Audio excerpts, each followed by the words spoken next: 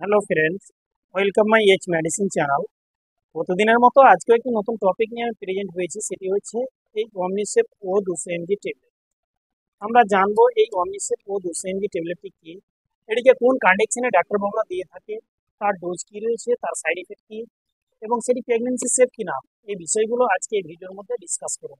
তার আগে আপনাদের কাছে রিকোয়েস্ট, আপনারা যদি আমার চ্যানেলে নতুন হয়ে থাকেন তাহলে আমার এইচ মেডিসিন চ্যানেলকে সাবস্ক্রাইব করুন, পাশে থাকা বেল আইকনটিকে প্রেস করে দিন, অল নোটিফিকেশন অন করে দিন সবার আগে ভিডিও পাওয়ার জন্য। সর্বপ্রথম আমাদেরকে জানতে হবে যে এই অমিসেপ ও 200 mg ট্যাবলেট এটি মূলত কি কাজে ব্যবহৃত হয়ে থাকে। মূলত এটি একটি অ্যান্টিবায়োটিক, এটিকে ব্যাকটেরিয়াল ইনফেকশনের জন্য ডাক্তারবাবুরা এটিকে প্রেসক্রাইব করে থাকে।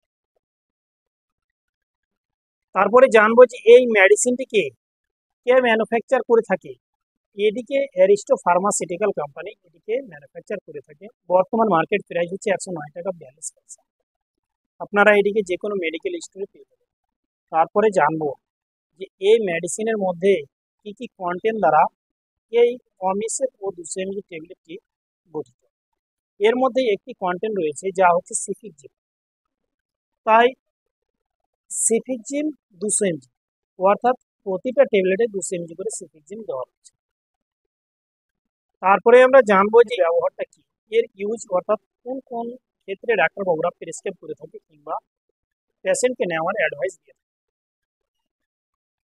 ডাক্তারবাবুরা ওই সমস্ত পেশেন্টকে নেওয়ার অ্যাডভাইস দিয়ে থাকে যে সমস্ত পেশেন্টের ইএনটি কিংবা ইউটিআই কিংবা আরটিআই ইনফেকশন, অর্থাৎ যখন ব্যাকটেরিয়ার কারণে যখন শ্বাস প্রশ্বাস নিতেও সমস্যা হয়, কিংবা নাকের মধ্যে ব্যাকটেরিয়াল ইনফেকশনে হয়ে যায়, কিংবা কানের মধ্যে আপনার ঘা হয়ে যায়, কিংবা অনেক সময় টনসিল হয়ে যায় ঠান্ডা লাগার কারণে, কিংবা অনেক সময় জ্বরের ক্ষেত্রেও সেটি কাজ আসে।